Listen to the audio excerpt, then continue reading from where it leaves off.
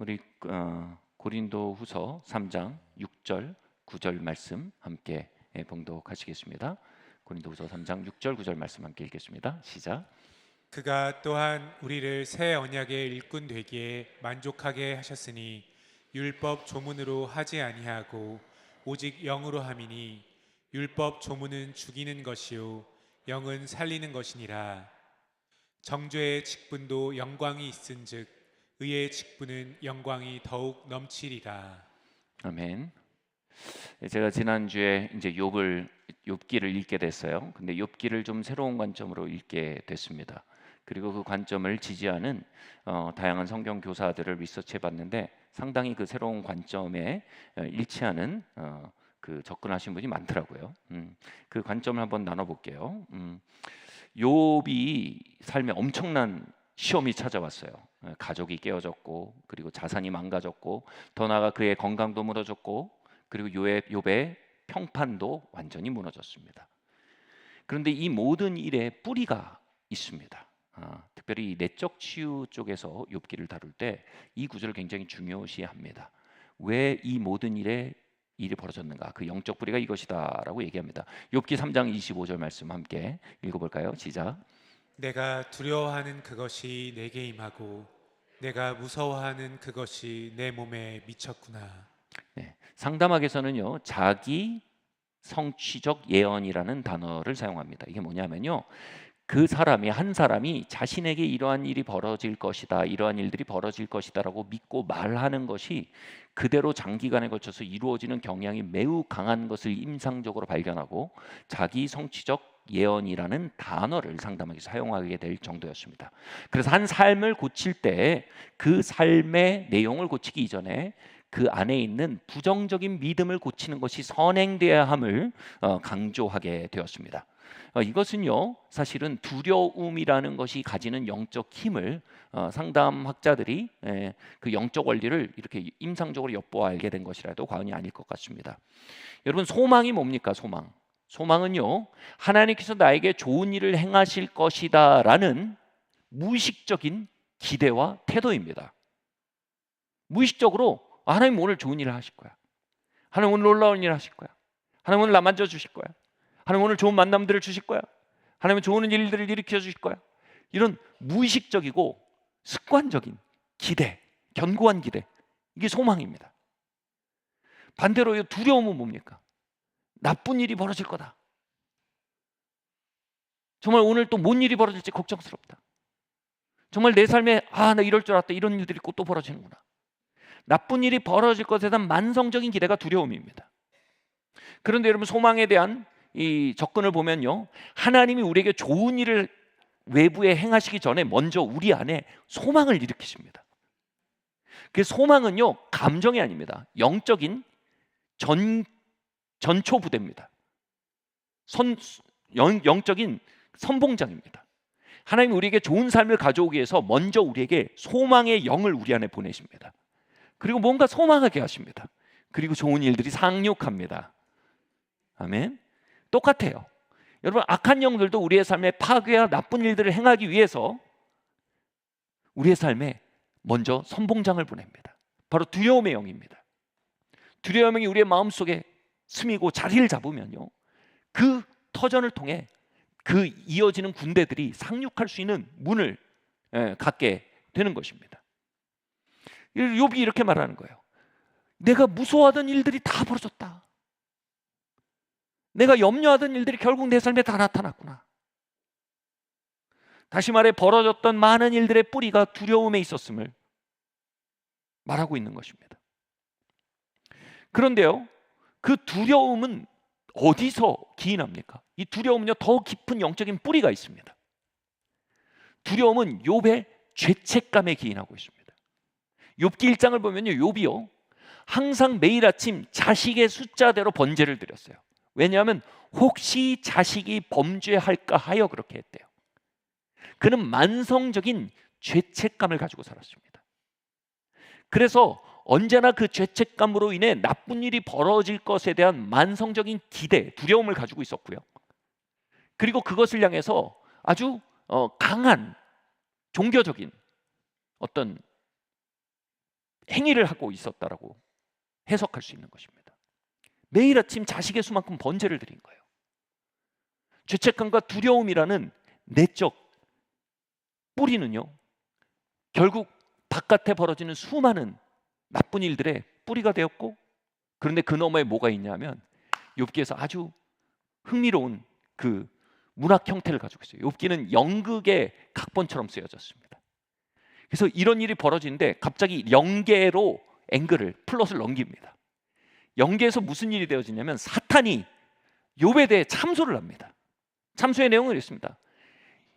욥이 하나님을 사랑하고 경외하는 같이 보이는 것은 그가 많은 축복을 받았기 때문이다. 다시 말해 욥은 기복주의자다라고 정죄하는 겁니다. 근데 어쩐 일인지 연계에서 사단의 정죄가 받아들여졌어요. 그러자 사단이 많은 일로 욥을 시험할 수 있는 영적인 권위를 갖게 됩니다. 처음에는 자식들, 가족 관계를 파괴할 수 있는 권위를 갖게 되고요. 두 번째는 그의 자산을 파괴할 수 있는 권위를 갖게 되고요. 세 번째로는 그의 몸을 파괴할 수 있는 권위를 갖게 됩니다. 이것의 근간이 뭐였어요? 욥에 대한 참소였습니다.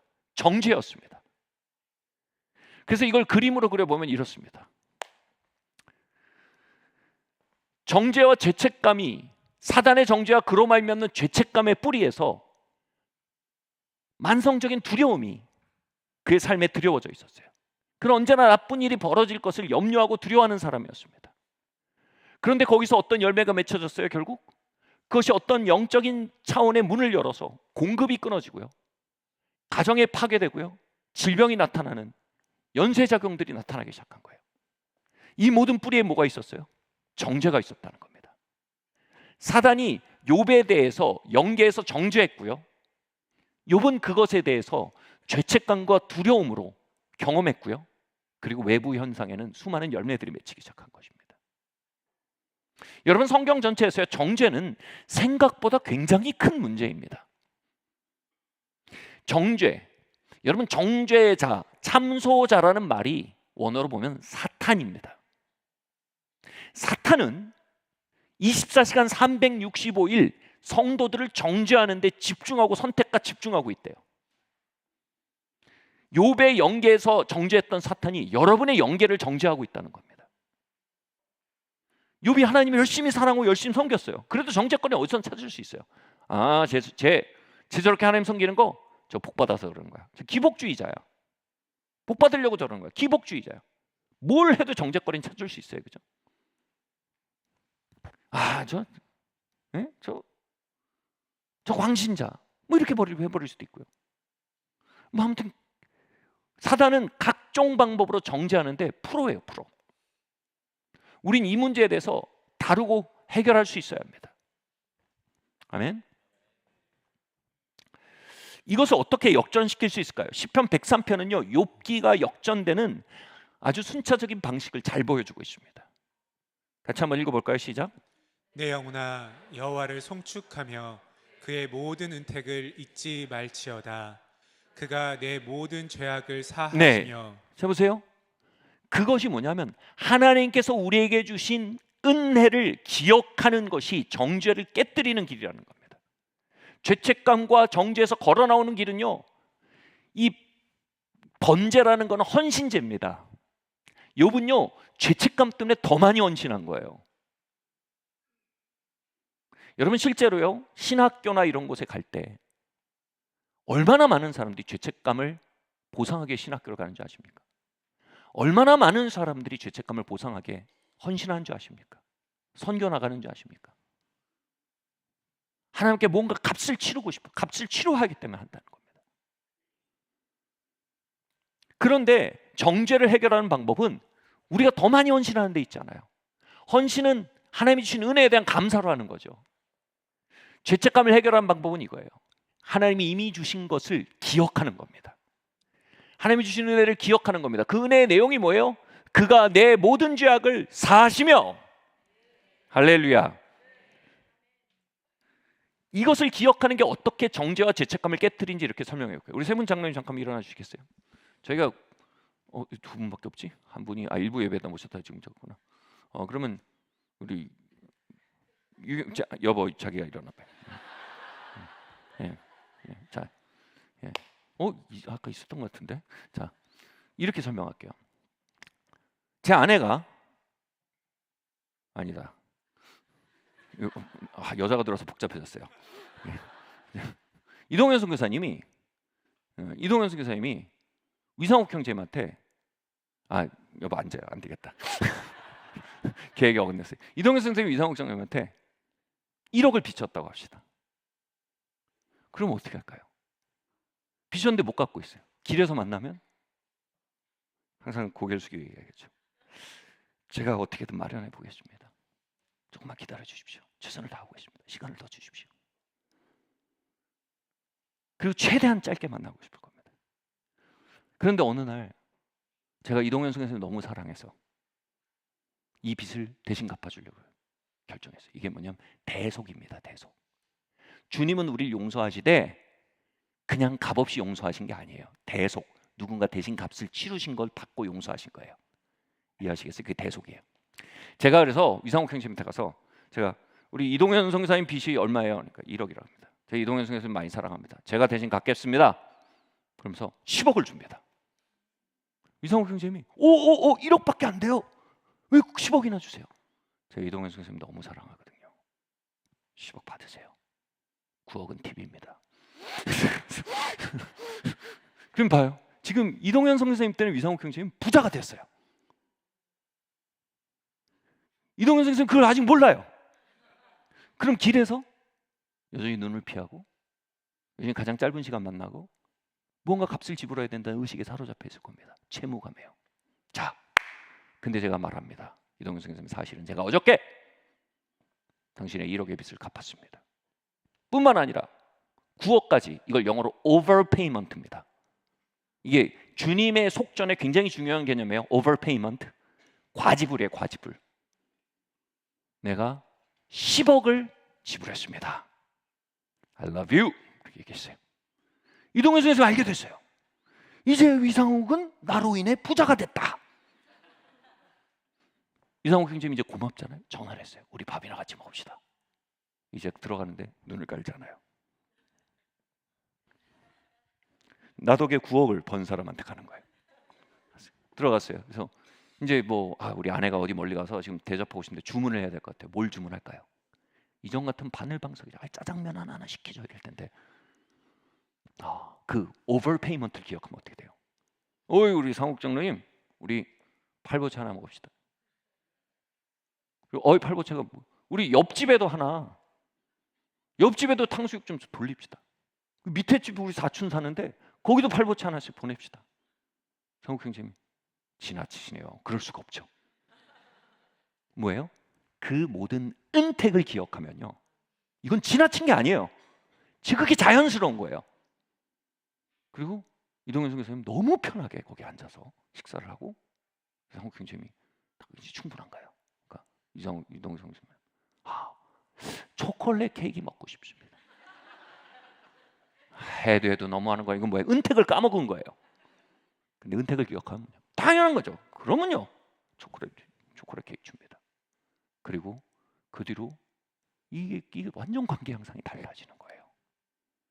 아멘? 이게 뭐예요? 그분의 모든 은택을 기억할 때 하나님 앞에서 우린 전혀 다른 위치를 발견하게 돼요. 네, 감사합니다. 앉아주세요. 모든 죄책감과 정죄는 우리의 헌신과 노력으로 해결되는 게 아닙니다. 그것은 그분의 overpayment, 과지불에 대한 모욕입니다. 아멘. 그분의 과지불에 대한 우리의 최고의 감사의 표시 중 하나는 뭐예요? 그것을 받아들이는 겁니다. 아멘. 자, 이게 왜 중요하냐면요. 여러분 중풍병자를 치료하신 예수님 이야기를 기억하시죠? 예수님 중풍병자를 고치기 위해서 일어나 걸으라고 말씀하시기는 뭐라고 했습니까? 내 죄가 사여졌느니라고 말씀하셨습니다. 아멘. 이게 뭐예요? 정죄의 터전에서 뿌리가 은혜의 터전으로 옮겨와야 우리는 하나님께 기대할 수 있어요. 하나님께 뭔가 구할 수 있습니다. 하나님이 나를 치유하실 거라고 믿을 수 있습니다. 하나님 나를 위해 싸우실 거라고 믿을 수가 있어요. 여기서는요, 기도하지만 믿음이 없어요. 그러니까 그 믿음 없는 기도 뭐예요? 시위예요, 시위. 하나님 안 고쳐주시면 삐질 거예요. 자꾸 내고를 하는 거예요. 여기서 뭐예요? 믿음으로 말하는 거예요. 하나님 고쳐주세요. 왜요? 예수 그리스도의 오버페이먼트를 기억하면요, 이건 믿음을 가지고 구할 수 있는 무엇이에요? 여기서 뭐예요? 하나님의 손길이 회복이 돼요. 그래서 예수님은 그를 고치기 위해서 먼저 뭐예요? 내 죄가 사여졌느니라. 바로 그 영혼의 가장 중요한 뿌리인 정죄와 죄책감의 뿌리를 먼저 깨뜨리신 거예요. 그리고 은혜로 그 뿌리를 옮겨 심으신 거예요. 그리고 뭐예요? 그 안에 하나님이 날 고치실 거야. 이제 하나님 새 일을 행하실 거야. 알 수 없는 소망이 내 마음에 일어나. 그걸 보고 뭐예요? 내 믿음이 너를 구원하였다. 이제 일어나 걸어라 말씀하실 수 있게 된 거예요. 아멘. 여러분, 정죄의 땅에서는요, 어떤 믿음도 일어날 수가 없습니다. 하나님께 어떤 좋은 것에 대한 믿음도 일어날 수가 없어요. 하나님이 나를 벌 주실 거란 믿음은 확실합니다. 제가 옛날에 정죄와 죄책감의 그 땅에 있을 때 급히 일어나서 막 달려가다, 그때 제가 뭐였더라? 테레비를 장시간 봤어요. 죄책감이 있었어요. 근데 전화가 와서 급히 일어나서 나가다가 문에 머리를 쾅 박았어요. 너무 아팠어요. 근데 순간 그게 벌어질 일이 벌어졌다는 생각이 들더라고요. 하나님이 나를 혼내주시는구나 라는 생각이 들더라고요. 말도 안 되는 생각 같지만요, 여러분, 우리의 뿌리는요, 하나님과 관계에 어마어마한 영향을 줍니다. 하나님의 역사를 막기도 하고요, 하나님의 역사를 풀어놓기도 합니다. 자, 이 오버페이먼트, 이 과지불에 대해서, 과지불로 말미암아 우리가 뭐예요? 그 땅으로 옮겨가면, 그 뿌리 위에 서면 하나님의 치유를 경험하게 되고요. 그리고 뭐라고 얘기합니까? 다음 구절 한번 보여주시겠어요? 내 생명을 파멸해서 속량하시고 파괴자들로부터 우리의 삶을 건져내신다는 거예요. 우리의 삶에 얼마나 파괴자들이 역사합니까? 그 파괴자들 하나님 하나씩 깨뜨려 가신다는 겁니다. 그리고 인자와 긍휼로 관씌우시며, 크라운이에요. 이건 영향력을 말합니다. 기름 부음과 영향력을 그 땅에서 증가시키신대요. 그리고 더 나아가서 뭐예요? 내 소원을 만족케 하사 하나님의 응답이 잦아져요. 여러분, 예전에는 제가 기도의 내용에 따라서 하나님의 응답의 양이 결정된다고 생각했어요. 기도가 받아들여질 만한 기도면 하나님이 응답하시고, 기도가 너 어떻게 그렇게 이기적이냐 이러면 기도가 안 되고 안 받아지, 이렇게 생각을 했는데, 성경 전체는 그걸 말하잖아요. 기도가 드려지는 터전을 얘기합니다. 내가 정죄와 죄책감의 뿌리를 가지고 기도하고 있으면 이 기도가 응답이 매우 희박합니다.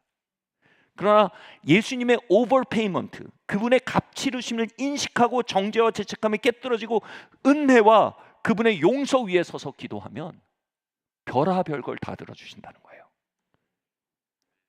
아멘. 뭐 이런 것까지 들어주시나? 기도 응답이 증가된다는 겁니다. 그리고 뭐예요? 내 청춘을 독수리같이 새롭게 하는도다. 제가 우리 12월에 오셨던 존 목사님이 올해 84살인가 그러세요. 제가 10여 년 전에 존 목사님에 대해서 제 아내랑 그랬어요. 말씀하시는데 여기 얼굴이 떨리시더라고요. 연세가 드셔가지고. 그때도 70대셨으니까. 그리고 음성이 떨려요. 이렇게 떨려요. 그리고 기억이 약간 인식하는 게 약간 가물가물한 느낌이 가끔 들더라고요. 제 아내랑 어떻게 많이 노쇠하셨어 그랬거든요. 네, 여러분 그거 아세요? 코로나 끝나고 만났는데 얼굴이 안 떨려요. 80이 넘었는데 80대 중반인데 음성도 돌아왔어요. 눈빛도 또렷해졌어요. 이게 뭐예요? 요즘 여러분 의학적 주제가 뭐예요? 슬로우 에이징이에요. 나이를 늦게 먹게 하는 거. 근데 이건 뭐예요? 리버스 에이징이에요. 나이를 거꾸로 먹는 거예요. 사람들이 다 경이로워해요. 그분을 보면. 저도 그분 체력을 못 쫓아갑니다.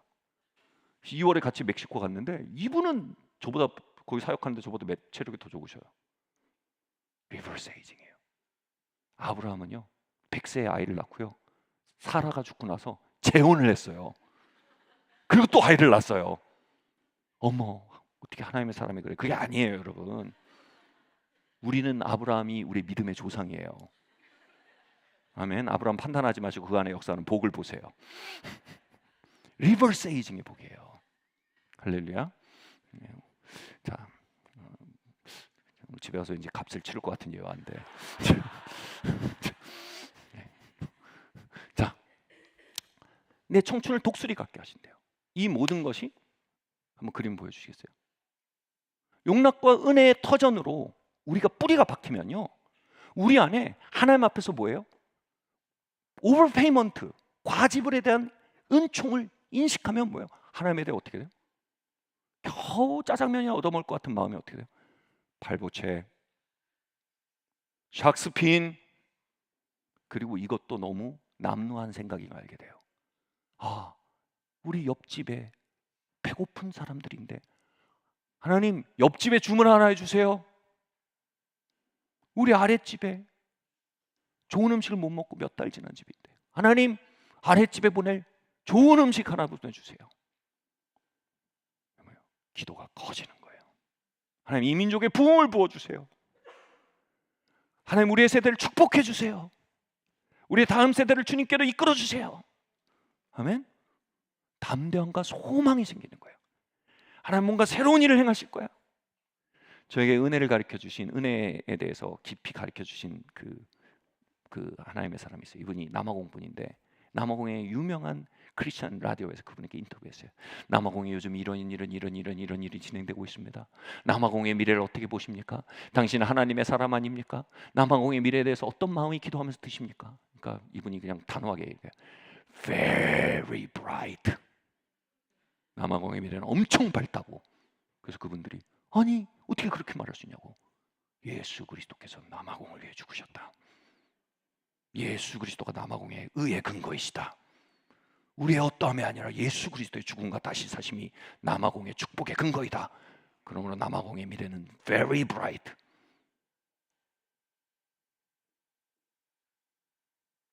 그분의 터전이 다른 거예요. 여러분, 새 터전으로 오십시오. 여러분의 미래는 매우 밝을 것입니다. 하나님, 여러분 삶에 역사하실 겁니다. 여러분 기도에 응답하실 겁니다. 여러분을 복의 근원 사무사, 환난을 통과하는 자들에게 응답이 되게 하실 것입니다. 하나님의 사심을 이 세대에 드러내는 통로로 삼으실 것입니다. 아멘. 용납과 은혜의 뿌리에서 담대함과 소망이 일어나고요, 거기엔 치유가 빈번히 나타나고 파괴가 빈도가 떨어지고요, 그리고 소원이 빈번히 이루어지고 응답이 빈번히 이루어지고 젊음이 새롭게 된다고 말합니다. 영향력이 증대된다고 말합니다. 저는 이 십자가의 하나님의 의에 대해서, 은혜에 대해서 설교하기를 사랑합니다. 그럴 때 이런 말을 가끔 들을 때가 있어요. 목사님, 너무 교리적인 얘기는 어려워요. 이게 어떻게 교리적인 얘기예요? 얼마나 실제적인 얘기예요. 여러분, 우리 결혼의 뿌리가 정죄와 죄책감에 기초하고 있다면 우리 결혼에 무슨 열매가 맺히겠어요? 내 자녀 영역에 뿌리에, 영적 뿌리에 죄책감과 정죄감이 있다면 우리 자녀 영역에 어떤 열매가 맺히겠어요? 내 미래를 보며 내 정죄와 죄책감의 뿌리를 가지고 내 미래를 다루고 있다면 내 미래에 어떤 줄기와 어떤 열매가 맺히겠어요? 이것은 가장 급하고 가장 중요하고 가장 실제적인 이야기입니다. 우리는 우리의 영적 뿌리에서 정죄를 내어몰아야 합니다. 죄책감이 끊어지게 해야 합니다. 율법이 박살내게 해야 합니다. 은혜가 우리의 근거가 되게 해야 합니다. 아멘.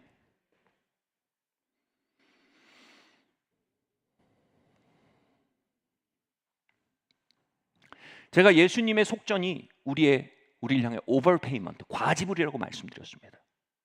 이 과지불을 인식하는 마음은 우리 안에 거대한 담대함을 가져온다고 합니다. 하나님 앞에서의 담대함을요. 히브리서 잠깐 말씀 읽겠습니다. 시작. 그가 거룩하게 된 자들을 한 번의 제사로 영원히 온전하게 하셨느니라. 할렐루야. 과제불이 뭐예요? 한 번의 제사로 뭐라고요? 영원히 온전하게 하셨대요. 받아들이실 수 있겠어요? 한 번의 제사로요, 영원히 온전하게 하셨대요. 다른 성경엔 영단번에래요. 할렐루야. 과집을 하셨다는 거예요. 또한 성령께서 우리에게 증언하시요. 다음 말씀 한번 읽겠습니다. 시작.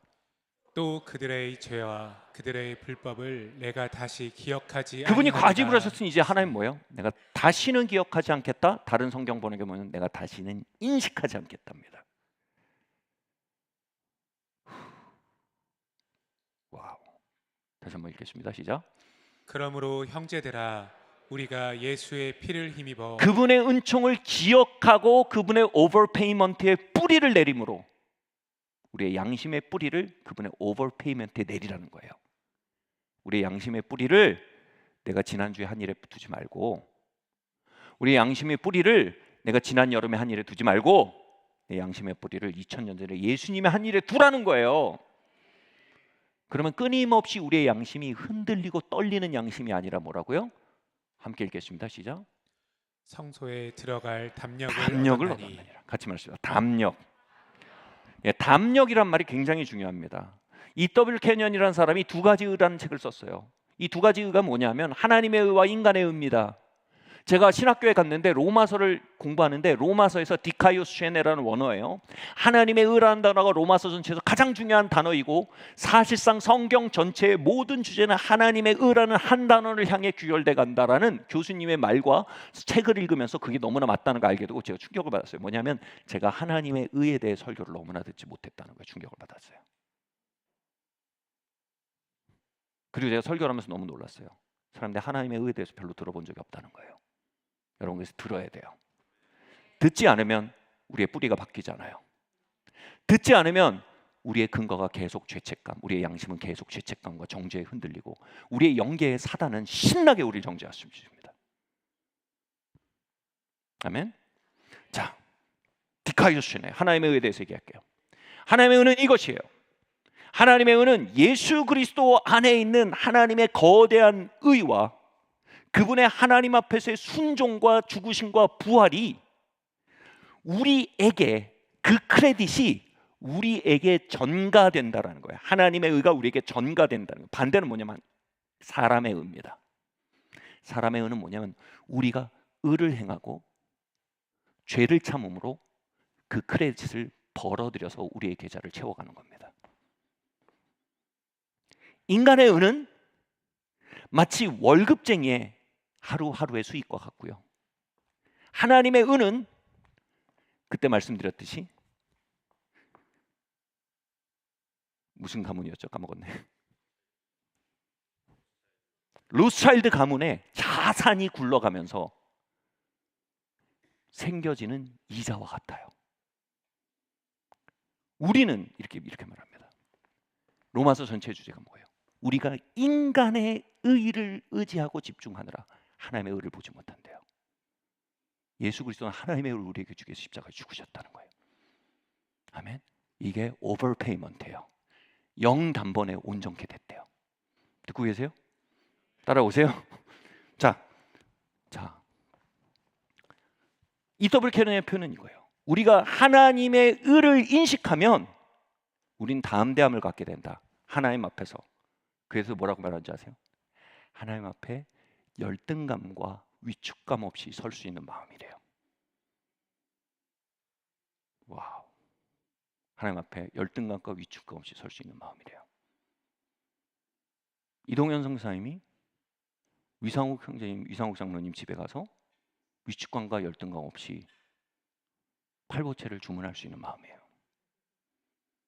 그걸 다 먹고 초콜릿 케이크도 열등감과 위축감 없이 주문할 수 있는 마음이에요. 더 나아가서 우리 동에 탕수육 하나씩 돌리십다라고 말하는데 열등감과 위축감 없이 말할 수 있는 마음이에요. 이게 담대함이에요. 아멘. 우리의 양심이 예수님의 피로, 하나님의 의로 적셔지면 우리 하나님 앞에 담대함을 가져요. 와우. 따라오시겠어요? 아멘. 로마서 8장 14절 15절 말씀 한번 볼게요. 그 담대함에 대해서 좀 더 구체적으로 로마서에서 말합니다. 함께 읽겠습니다. 시작. 무릇 하나님의 영으로 인도함을 받는 사람은 곧 하나님의 아들이라. 너희는 다시 무서워하는 종의 영을 받지 아니하고 양자의 영을 받았으므로 우리가 아빠 아버지라고 부르짖느니라. 아멘. 아까 말씀드렸지, 로마서 1장에서 7장까지 계속되는 주제는 뭐냐면 우리를 인간에 의해서 하나님의 의로 불러내는 거예요. 야, 너 그런 의의 구조에서 하나님의 새로운 구조, 신약입니다. 신약. 새로운 의의 구조 안으로 와야 돼. 그러지 않으면 너의 마음과 삶의 정죄가 끊일 수가 없어. 그러면 넌 하나님 앞에 담대함을 가질 수가 없어. 그러면 너는 새로운 의의 나무를 심을 수가 없어. 그러니까 하나님의 의에 대해 깨달아야 돼. 1장부터 7장까지 하나님의 의와 인간의 의에 대해서 쭉 얘기합니다. 그리고 마침내 독자들로 하여금 하나님의 의가 무엇인지 이해하게 되었을 때 8장 1절에 놀라운 선고가 나옵니다. 그러므로 그리스도 예수 안에 있는 자에게는, 하나님의 의 안에 있는 자에게는 결코 정죄함이 없느니라. 불가능해요. 여기서 결코 정죄함이 없어요. 결코 하나님 앞에서 일말의 열등감도 위축감도 없을 수 있다는 거예요. 하나님은 이제 나를 축복하시지 않을 이유가 없다는 걸 알게 되는 거예요. 하나님이 나를 만나주시지 않을 이유가 없다는 걸 알게 되는 거예요. 하나님이 나를 좋아하지 않으실 이유가 없다는 걸 알게 되는 거예요. 하나님이 나를 사랑하지 않을 이유가 없다는 걸 알게 되는 거예요. 그 오버페이먼트를 알수록 하나님과의, 이걸 영어 성경을 right standing with God이라고 돼 있어요. 하나님과의 앞에 서는 자리가 달라지는 거예요. 제가 그 이동현 선교사님의 그걸 어떻게 치렀는지 알면, 이동현 선교사님 right standing with 상욱이에요. 관계가 달라져요. 그게 뭐예요? 담대해지는 거예요. 하나님과 우리 사이에 완전한 관계가 열리는 거예요. 아멘. 자, 여기서 하나님과의 바른 관계가 열렸다라는 말을 조금 더 체험적으로 얘기한 게 뭐냐면, 우리가 하나님의 의에 대해서 설교를 듣고 아멘하고 그것을 깨닫고 그것을 나의 것으로 고백하고 그 위로 올라가는 7장까지의 논리적 과정을 통과하고 8장 1절에서 그러므로 그리스도 예수 안에 결코 정죄함이 없다는 선언을 나의 선언으로 선포하고 마침내 나의 영계에서 참소하던 마귀의 입을 향해 너는 잠잠하라고 말할 수 있게 되고, 그리고 하나님 앞에 서게 될 때 이제 그 설교가 내 신학과 관점을 새롭게 할 뿐 아니라 뭐라고요? 내 안에 양자의 영을 붓는데요. 양자의 영을 붓는다. 그래서 뭐라고요? 아바, 아버지라 부르짖게 된대요. 하나님 앞에 채무감으로 서게 되는 게 아니라, 하나님 앞에 두려움으로 서게 되는 것이 아니라, 하나님께 알 수 없는 수동적이고 부정적인 기대를 가지고 서게 되는 것이 아니라 하나님께 어마어마한 확신과 신뢰와 소망을 가지고 서게 되는데, 이 아바라는 말이요, 신학적인 언어가 아닙니다. 이 아바라는 말은요, 대단히 체험적인 탄성의 단어인데, 제 신학교에서 공부할 때 이 아바라는 단어를 당대의 문헌에서 찾아서 풀어놓은 걸 보고 제가 충격을 받았습니다. 아바라는 말은 정확히 이겁니다.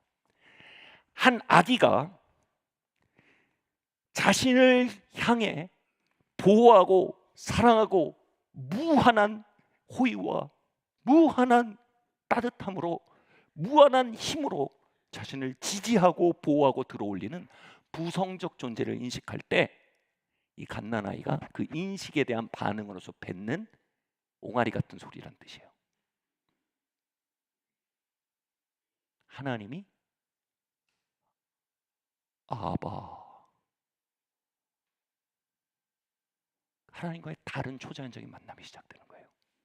자, 저희 막내가 태명이 랄랄라였어요. 밝고 즐겁게 크라고 태명을 랄랄라로 짓고 맨날 저희가 모여서 노래를 불렀어요. 랄랄라 랄랄라 뱃속에다가. 그렇게 막 저희 목소리를 항상 들으면서 뱃속에 있었어요. 근데 아이가 태어났어요. 태어날 때 평생 몇 안 되는 트라우마 중에 하나가 탄생에 이루어진답니다. 굉장히 고통스럽고 무섭답니다. 갓난아이가. 그러니까 파랗게 질려서 막 울고 있었어요.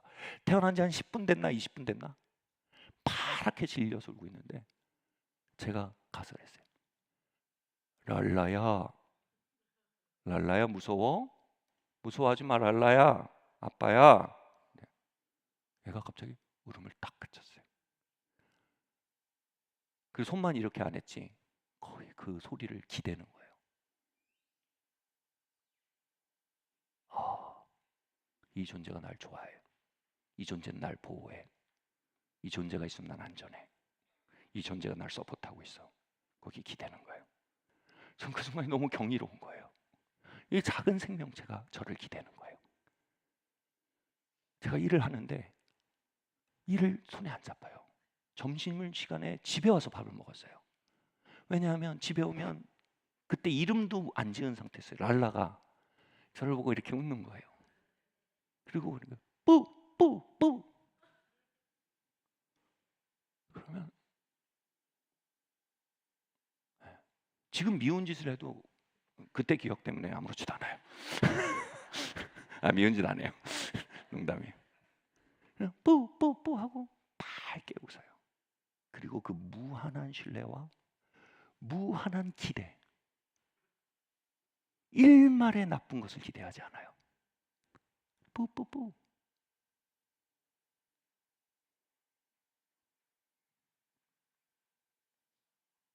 아바가 그 뜻이에요. 우리가 하나님에 의해 뿌리 내리고요. 우리의 마음속에서 정죄가 떠나고요.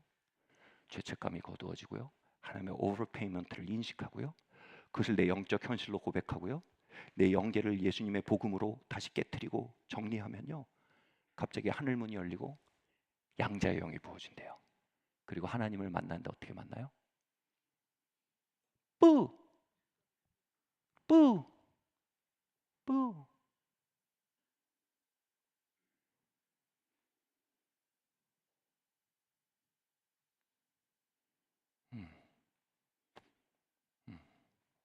그리고 그걸 뭐냐면 양자의 영이래요. 여기서 양자의 영이란 말은 잘못 번역됐어요. 여기서 말하는 양자는 우리가 다른 집에 있는 아이를 입양하는 걸 양자라고 얘기하는데 그게 양자의 영은 그게 아니에요. 내가 낳은 아이들 중에서 바알미스바라고 이 유대인들의 성인식이에요. 성인식이 되면 이는 내 상속자다라고 선언하는 게 양자예요. 그 원래 뜻이에요. 그래서 이는 내 상속자다라는 선언을 하는 거예요. 내 계승자다. 다시 말해 내 유업이 이에게 흘러간다라는 공식적인 선언입니다. 하나님 우리를 향해 치유를 가지고 계십니다. 응답을 가지고 계십니다. 화해를 가지고 계십니다. 하나님 우리를 향해 기름 부음과 영향력을 준비하고 계십니다. 그 하나님의 유업이 뭘로 온다고요? 자녀의 영으로 먼저 온다는 거예요. 우리 안에 뿌! 하나님 아버지. 그러면 그 양자의 영이 이 전구절을 뭐라 그래요? 우리를 인도해 간대요. 어떻게 해요? 우리가 그것을 인도를 받으며 우리를 위해 준비하신 하나님의 놀라운 것들을 향해 우리를 인도해 간대요. 좋은 일보다 소망이 앞서요. 소망보다 용서가 앞서요. 용서 앞에 그분의 은총을 기억하는 일이 앞서요. 우리가 은총을 기억하면 우리가 얼마나 용서받았는지 알게 되고 우리가 얼마나 의롭게 되는지 알게 되고 우리가 얼마나 의롭된지 알게 되면 정죄함이 없는 자리로 넘어가게 되고 정죄함이 없는 자리게 되면 양자의 영을 경험하기 시작해요. 양자의 영을 경험하면 하나님을 향한 절대적인 신뢰와 소망을 경험해요. 그것은 하나님이 우리를 향해 준비하신 새로운 차원을 향해 우리를 인도하는 성령님의 인도하심의 근원이 돼요. 할렐루야.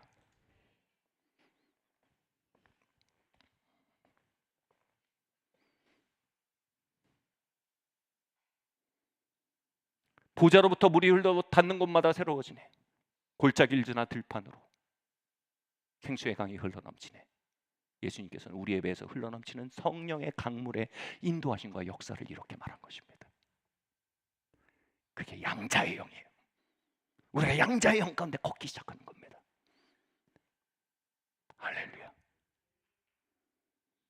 아멘. 로마서 1장부터 7장까지 성령이라는 단어가 몇 번 나오는지 아십니까? 7번 나옵니다. 로마서 8장에 성령이라는 단어가 몇 번 나오는지 아십니까? 한 장에 21번 나옵니다.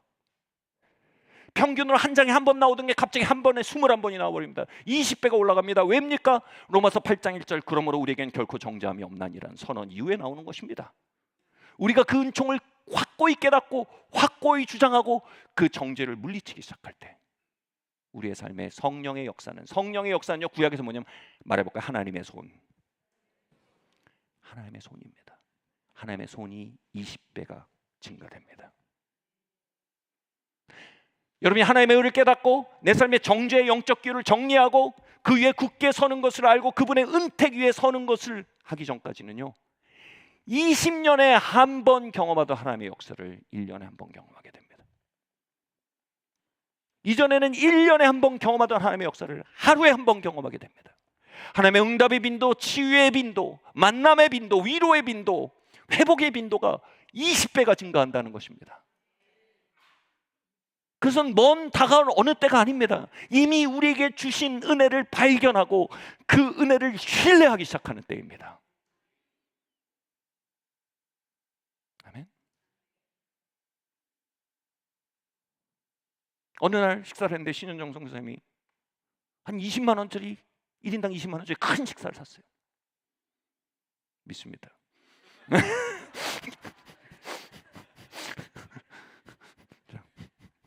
텔레비에 다 녹음됐어요. 큰 밥을 샀어요. 그리고 일어나가면서 목사님 이건 제가 낼 겁니다. 나가면서 카드를 빡 긁고 나갔어요. 근데 제 마음은 믿음지가 않아요. 그의 친절과 그의 말의 무게와 그의 지불 능력이 믿음지가 않아요. 뭔가 빈말일 것 같아. 나가서 내가 지불하겠다고. 제가 지불할 겁니다. 신현정 씨가 냈습니다. 제가 그걸 어떻게 믿습니까? 제 카드 걸겠습니다. 그건 뭐예요? 그녀에 대한 모욕이에요. 예수님은 과지불하셨어요. 그분이 원하신 건 주가 지불이 아니에요. 그분이 원하시는 건 믿는 거예요. 양자형으로 들어가는 겁니다. 아바의 삶을 사는 것입니다. 양자형과 함께 흐르는 것입니다. 그리고 20배가 증가된 하나님의 임재와 능력과 초자연적인 만남을 경험하며 이 땅의 세상의 빛으로의 삶을, 그분의 사심과 풍요와 아름다움을 나타내는 자들이 되는 것입니다. 아멘. 로마 10장 함께 읽겠습니다. 시작. 내가 증언하노니 그들이 하나님께 열심히 있으나 올바른 지식을 따른 것이 아니니라. 하나님의 의를 모르고 자기 의를 세우려고 힘써 하나님의 의에 복종하지 아니하였느니라. 인간의 심성은 이상한 게 있어요. 자기의 의로 쌓은 것만 자기의 크레딧이라고 믿는 구조가 있습니다. 바로 왜 신현정이 나한테 40만 원짜리 살 리가 있겠는가? 내가 내야 속이 시원한 겁니다. 인간의 의입니다. 로마서 말합니다. 하나님께 열심은 있는데 그 열심이 지식, 뭐에 대한 지식이에요? 하나님의 의에 대한 지식이 아니래요. 하나님의 의에 대한 지식에 기초하지 않은 열심이래요. 내가 하나님 앞에 크레딧을 쌓으려는 열심이라는 거예요. 그러므로 힘써 하나님의 의에 복종치 않는데요. 그리함으로 계속 정죄받는 삶을 사는 거예요. 제 이야기를 할게요. 제가 대학교 1학년에서 1학년 2학기에서 2학년 1학기는요 제 삶의 개인적인 부흥의 시간이었습니다. 얼마나 하나님이 저를 가까이 하신지 알 수가 없었어요. 예배를 드리면 그분의 부으심 앞에서 펑펑 울었어요. 왜 이렇게 날 사랑하시나요? 왜 이렇게 날 가까이 하시나요? 방문을 닫고 들어가면 난 숙제하려고 그 방에 앉았는데 하나님이 그 방에서 저에게 임재하시는 거예요. 그 신학책을 읽는데 아직도 기억이 나요. 신학책을 읽어요. 딱딱한 책을 읽는데 그 책의 글씨들이 일어나서 내게 말을 하는 것 같아요. 그 책을 덮고 엎어져서 울고 다시 책을 보고 점점 왜 하나님이 날 이렇게 사랑하시고 축복하시나. 국철이 여러분 그때 놓치면 30분이 걸렸어요. 근데 왕십리역에 내려서 올라가고 국철을 타야 되는데 30초 남았어요. 불가능해요. 말도 안 돼요. 왜냐면 아시는 분 아세요. 달리는데 제가 마음에 하나님 이거 잡아야 돼요. 갔는데 국철이 기다리고 있어요. 탁 탔는데 문이 닫혀요. 하나님 감사합니다. 뭐 이런 것까지 다 해주시나요? 1년 동안 꿈길을 걷는 것 같았어요. 질문이 이거 왜 1년이었을까요? 제 마음에 이런 생각이 들었어요. 하나님 날 이렇게 축복하시는 건, 날 이렇게 사랑하시는 건 아마도 내가 일반대를 버리고 신학교를 갔기 때문일 거야. 몇 개월은 그랬어요. 왜 날 사랑하나? 예수께서 날 위해 죽으셨으니까. 왜 날 축복하나? 예수님이 나의 의가 되시니까. 근데 점점 내가 일반대를 버리고 신학교를 갔기 때문일 거야. 점점 뭐예요? 내가 더 헌신적인 신학생, 더 준비된 신학생이 되는 것이 나의 축복과 하나님과의 친밀함의 근원인 거예요. 저는 이제 하루에 3시간 기도하기로 결정했습니다. 하루에 50페이지 성경 읽기로 결심했습니다. 그리고 있다 보니까 또 정죄가 와요. 왜요? 좋은 신학생은 성경 기도만 열심히 하는 게 아니에요. 좋은 신학생은 도시 봉사를 해야 돼요. 제가 빈민 봉사를 신청했습니다. 그래서 빈민 봉사를 매번 다녔어요. 근데 또 정죄가 와요. 왜냐하면 좋은 신학생은 빈민 봉사만이 하는 게 아니라 교회 봉사를 해야 되는 거예요. 그래서 초등학교 봉사를 했어요. 근데 좋은 신학생은 또 코이노냐를 해야 돼. 그러니까 대학부에서 좋은 코이노냐에서 또 대학부에서 또 봉사를 했어요. 근데 좋은 신학생은 뭐니 뭐니 해도 신학 공부를 열심히 해야 돼요. 그래서 신학 공부를 열심히 했어요. 그러다 보니까 교회 기도 시간이 주는 거예요. 그러니까 또 정죄가 오는 거예요. 왜 기도가 내가 요즘 이런가? 그리고 또 기도를 올리다 보면 이게 주는 거예요.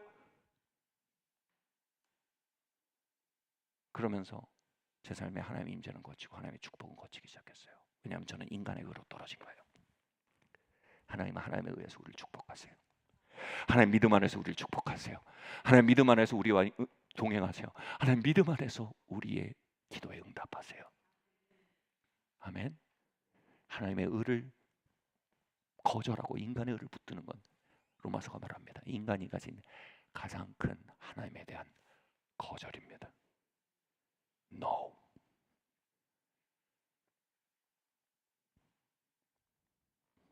우리는 하나님의 yes 하는 교회 되기 바랍니다. 아멘. 할렐루야.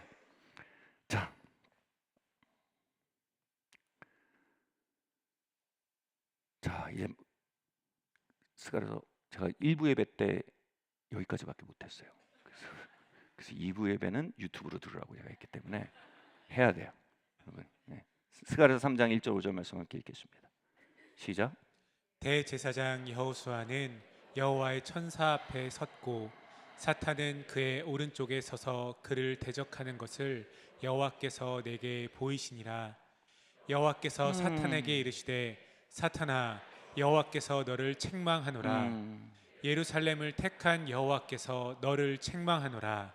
이는 불에서 꺼낸 그슬린 나무가 아니냐 하실 때에 여호수아가 더러운 옷을 입고 천사 앞에 서 있는지라. 여호와께서 자기 앞에 선 자들에게 명령하사 그 더러운 옷을 벗기라 하시고 또 여호수아에게 이르시되 내가 내 죄악을 제거하여 버렸으니 내게 아름다운 옷을 입히리라 하시기로 내가 말하되 정결한 관을 그의 머리에 씌우소서 하매 곧 정결한 관을 그 머리에 씌우며 옷을 입히고 여호와의 천사는 곁에 섰더라. 아멘. 여러분 구약을 읽을 때 통시적 읽기와 공시적 읽기가 있어요. 무슨 얘기냐면 그 역사적 정황에서 읽는 게 아니고 그리스도의 십자가의 비타에서 읽는 방법이 있어요.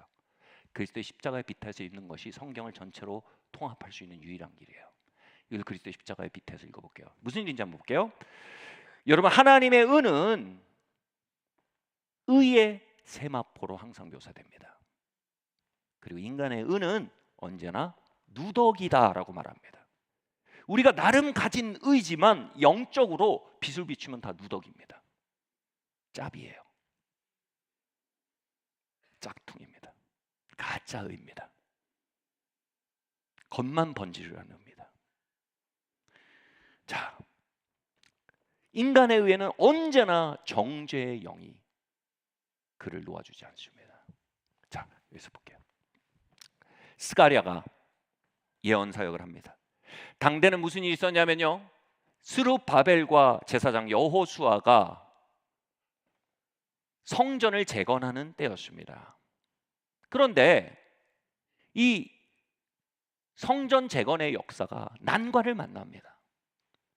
사마리아 지방의 세력들이 이 성전 재건의 역사를 막기 위해서 거짓 소문을 퍼뜨리고 정부에다가 참소를 넣어가지고 정부에다가 이 사람들이 이거 성전 건축하면 세금도 안 내고 막 반역하고 쿠데타 일 겁니다. 막 그러고 막 그런 블랙메일 뭐 하고 막 거짓 소문 퍼뜨리고 이래갖고 지금 이게 스톱이 돼 버렸어요. 그리고 내부적으로는 학계선지에 그거 알겠지만 하나님의 예언적 목적 앞에 이스라엘 민족이 모이지 못하고 그냥 각자의 집을 세우느라 바빠서 다 흩어지고 있었어요. 그래서 하나님이 세우고자 하는 그 제2성전을 건축하는데 15년이 지체가 된 거예요. 보통 일이 아니에요. 15년이 지체가 됐어요. 그러니까 스가랴를 통해서 하나님 말씀하신 거예요. 스가랴 선지자 학계선지를 읽었는데 스가랴를 통해서 하는 일이 뭐냐면 하나님 이 일이 왜 이렇게 지체가 됩니까? 왜 하나님 이 일들이 이렇게 틀어막힙니까? 라고 기도했어요. 스가랴가. 그리고 하나님이 그림을 보여주시는데 그 원인이 나온 거예요. 제사장 여호수아가 사탄에게 정죄받고 있었어요. 15년 동안요. 사탄에게 정죄받고 있는 제사장 여호수아는 하나님의 의로 덧입고 있지 않았어요. 계속 인간의 의의 차원에 남아서 그 정죄의 소리를 맞설 수 있는 영적 권위가 없는 상태예요. 이게 어떻게 나타납니까? 이 뿌리에서 뭐가 나타납니까? 사마리아 지방의 세력이 정치적 문제를 일으키고 이스라엘 공동체 안에는 하나님의 목적을 향해 마음을 모으지 못하는 상태가 돼 15년 동안 성전 건축이 스톱돼 있었어요. 돌파구가 어떻게 온지 보세요. 하나님이 스가랴를 통해서 예언적 사역을 하시며 여호수아로 하여금 하나님의 의의 옷을 입도록 선포하십니다. 그리고 여호수아가 하나님의 의로 덧입습니다. 그리스도 예수 안에는 결코 정죄함이 없느니라. 나는 하나님의 의가 되었다. 하나님이 나를 정죄하시지 않는데 누가 나를 정죄하리요. 그의 영의 뿌리, 양심의 뿌리가 은혜로 옮겨갔습니다. 율법에서 은혜로, 정죄에서 용서로 옮겨갔습니다. 그리고 나타난 일이 뭐냐면 다리오 왕에게서 직서가 옵니다. 이 일을 건들고 방해하는 자는 나의 뜻을 맞서는 것이다. 다시 말해 이스라엘 성전 건축이 그 왕국의 헌법 정신과 일치한다는 걸 발견하고 결국 이 헌법 정신과 일치한 일을 방해하는 모든 것은 나를 맞서는 것이라고 직서를 내립니다. 그래서 이 사마리아 지방에서 반대하던 세력들이 오히려 조공을 내서 이 성전을 서포트해야 될 상황이 되어버렸어요.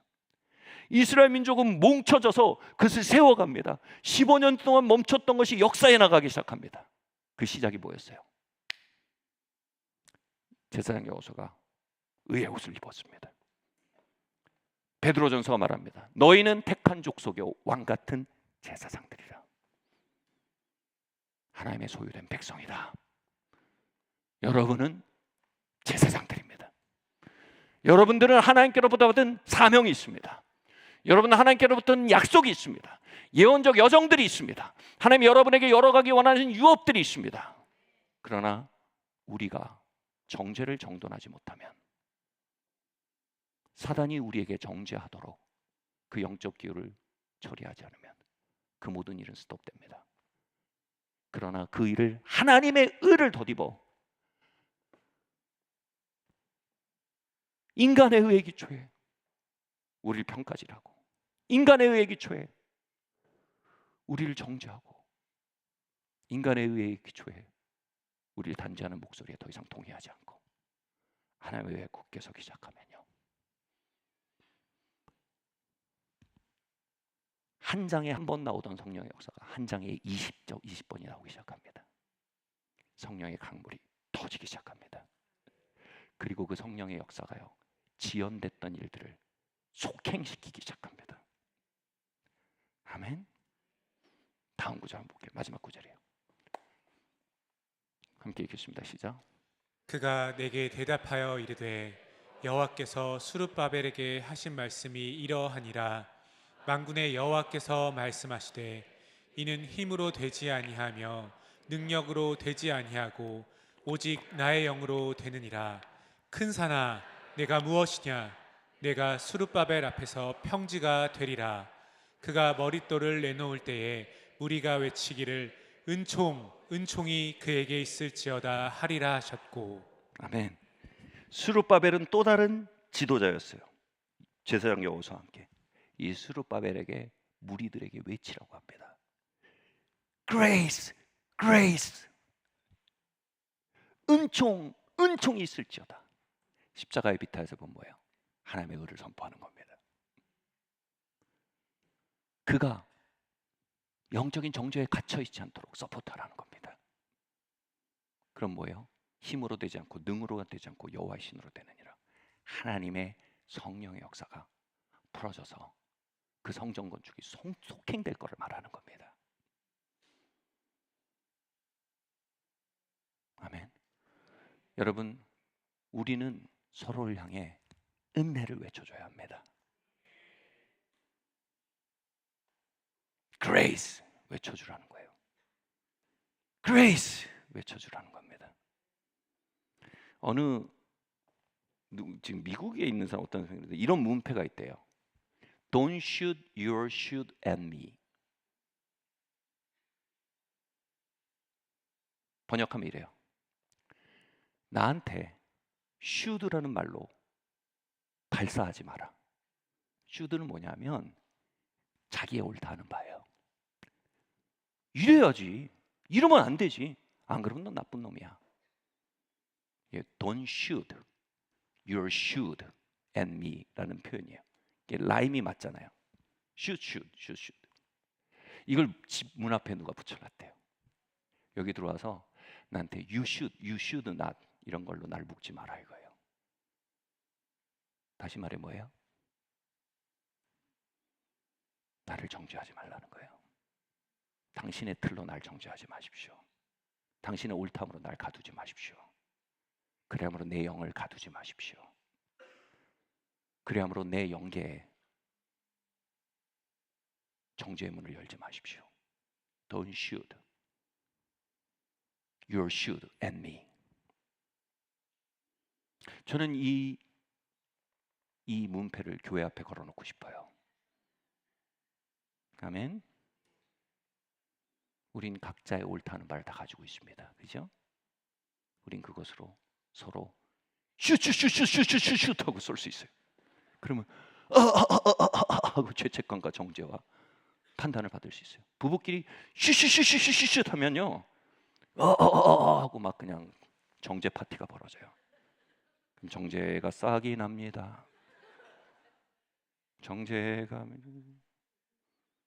30배 맺혔습니다. Don't shoot. Shoot on me. Shoot at me. 바꿔 말할까요? Please shoot grace at me. 나한테 은혜를 쏴주세요. 스가랴가 말하는 거예요. 스룹바벨에게 은총이 있을지어다라고 무리들아 말할지어다. 여기는 모두 스룹바벨들이에요. 모두 여호수아들이에요. 아멘. 여러분 의의 겉옷을 입으십시오. 그리고 서로에게 은혜를 쏩시다. 여러분 눈으로 슈도 쏘지 마세요. 저런 게 크리스찬이냐? 저런 게 목사냐? 그러지 마세요. 저런 게 리더냐? 하지 마세요. 그래요. 우리 다 한계가 있을 수 있어요. 우리 다 온전치 않아요. 그러나 중요한 건 그 사람이 온전찮아 온전하지 않냐가 아니에요. 중요한 건 영적인 뿌리가 중요해요. 그 온전치 않은 모든 것도 그 뿌리가 은혜라면 하나님의 영은 충분히 역사하실 수 있어요. 그래서 우리 모두의 부르심이 스피드업 되길 바랍니다. 우리의 예언적 목적들이 스피드업 되길 바랍니다. 우리의 기도 응답들이 스피드업 되길 원합니다. 이 땅의 부흥이 스피드업 되길 바랍니다. 성령의 능력이 한 장에 한 번 나오는 수준에서 한 장에 20번 나오는 수준으로 올라가길 바랍니다. 아멘. 여러분 남편에게 한번 말해보세요. Grace, Grace. 와 진짜 싫구나. 다시 한번 은혜로다, 은혜로다. 여러분 아내에게 말해보세요. 은혜로다, 은혜로다. 여러분 셀리드에게 말해보세요. 은혜입니다. 여러분 세론들에게 말해보세요. 은혜입니다. 여러분 저에게 말해주세요. 은혜. 아멘. 여러분 은혜로다. 아멘. 이곳에 양자의 영이 역사하고 있습니다. 하나님 임재가 아바의 임재로 우리 가운데 풀어지고 있습니다. 우리 한번 자리에서 일어납시다. You should worship.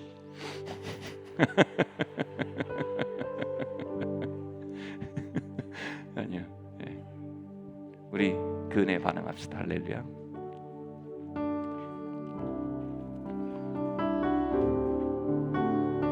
우리 옆에 한번 볼게요. 은혜로 당신을 보겠습니다.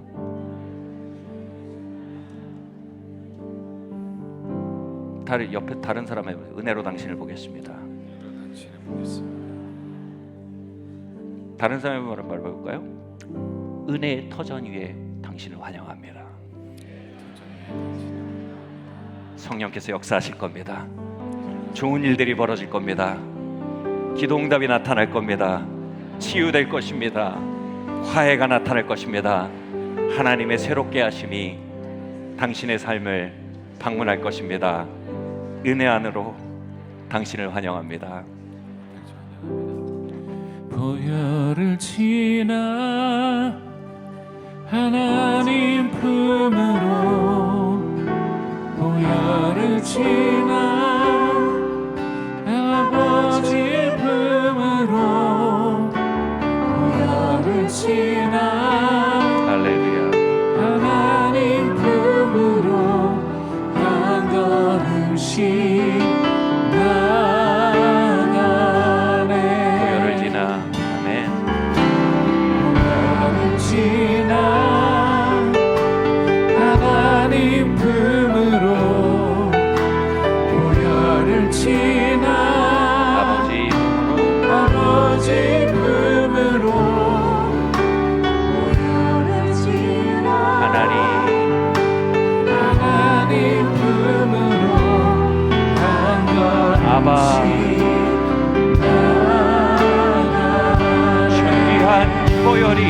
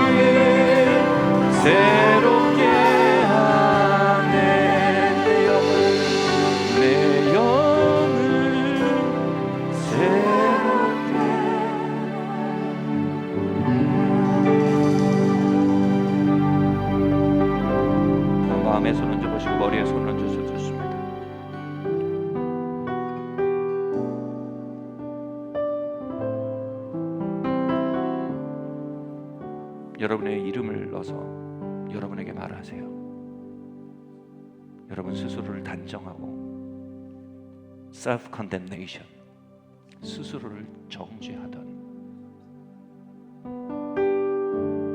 여러분, 그 파트너는 사단입니다. 돌아서십시오. 그리스도의 피와 함께 말하십시오. 같이 말합시다. 영준아, 영준아, 인간의 의로 너를 평가하고 인간의 의로 너를 단죄하고 비난한 것을 사과한다. 그리스도 예수께서 너를 위해 죽으셨고 그리스도의 의가 너의 의가 되었으니 그리스도 안에서 내가 너에게 선고한다. 영준아, 너는 하나님의 의가 되었다. 그리스도 예수 안에 있는 너에게 결코 정죄함이 없다. 아멘. 주님, 이 시간 우리의 정죄의 나쁜 뿌리들이 빛 가운데로 드러나게 해주십시오. 부부관계, 자녀 양육과 자녀됨의 자리와 커리어와 미래와 재정과 모든 영역에 하나님께로부터 오지 않은 모든 정죄의 음성들이 빛 가운데 드러나게 하시고 주님, 하나님의 아바 되심이, 하나님의 임재가, 양자의 영이 그 모든 영역에 회복되게 하여 주시옵소서. 아벨의 피보다 낫게 말하신 예수의 피를 의지해 선포합니다. 그리스도 예수 안에 있는 자에게는 결코 정죄함이 없느니라. 할렐루야. 아멘. Don't shoot your shoot at me. 여러분, 혹시 여러분의 슛으로 사격하고 계시지 않습니까? 이래야 돼, 이래야 되는데 왜 그렇게 안 하는 거야? 저 나빠.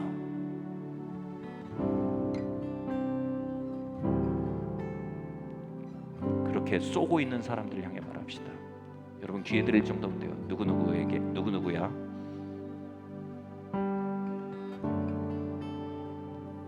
너에게 율법을 쏘고 정죄를 쏜 것을 용서해다오. 예수님의 이름으로 정죄의 눈빛과 목소리를 십자가에 못 박습니다. 아내와 남편 사이에, 부모의 자식 사이에, 성도와 성도 사이에 참소자의 목소리가 닫혀지게 하여 주시옵소서. 용서의 음성, 은혜의 음성이 우리를 지배하게 하여 주시옵소서. 회복이 역사할지어다. 화해가 역사할지어다. 일치가 역사할지어다.